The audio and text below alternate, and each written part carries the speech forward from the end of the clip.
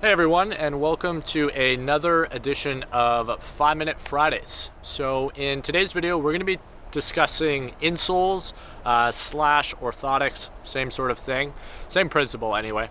I had one of you guys ask my thoughts on it, so here you go.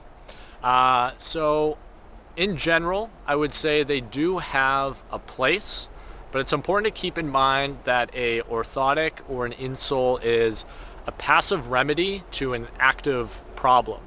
So what that means is the reason why the foot is in a certain position is due to some type of active or structural problem upstream.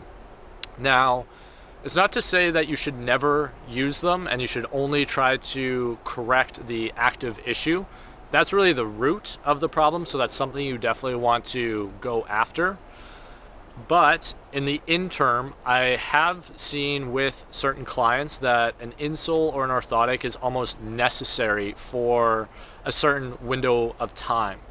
And what we tend to work through is not getting them dependent on using that, but using it to build certain layers of integration in their body initially, so that when we start to remove that passive remedy, there's an active tension that can then start to come in on top of that.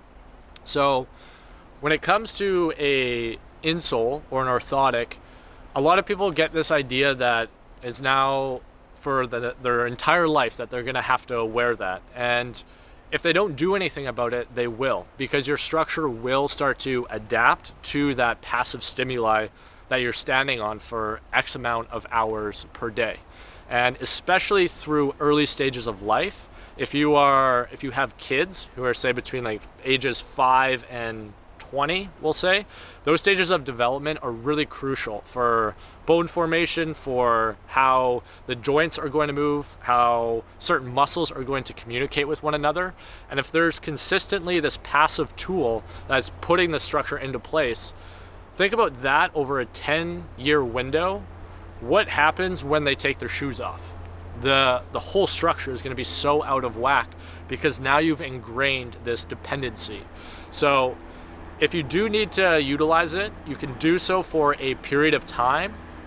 I suggest no more than probably 3 to 6 months. If you're doing things correctly outside of that window, you should be able to transition into not utilizing it nearly as much, maybe only instead of every day, maybe a few times a week or every other day, kind of breaking it up.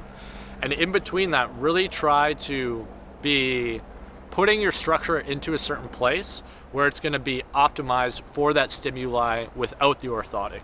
So typically that means doing exercise or corrective exercise without shoes on. And you want to try to be barefoot as much as you can once you have programmed some of that integration into the body. So I hope that answers your question on insole slash orthotics. If you guys want to, comment on any topics that you'd like me to discuss, feel free to do so, and I'll do my best to give you my insight, my input on what that is. If you're enjoying this content, then don't be afraid to like and subscribe to this channel. And mosquitoes are loving me today. And until next time, make sure you are prioritizing and optimizing for you. I'll catch you guys in next week's edition. Peace.